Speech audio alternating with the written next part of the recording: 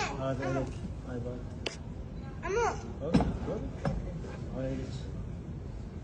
بس اريدك وعد منك انه تنقل ابوي. يا المعالي حكم من عندك تغار.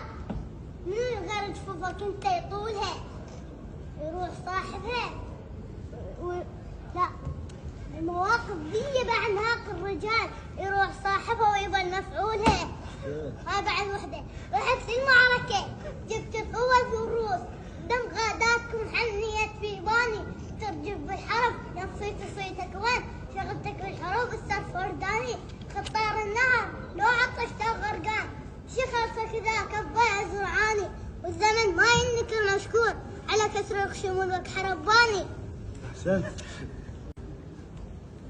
قل له هذا لك. هاي باي. عمو هاي لك. بس اريدك وعد منك انه تنقل ابوي. ها؟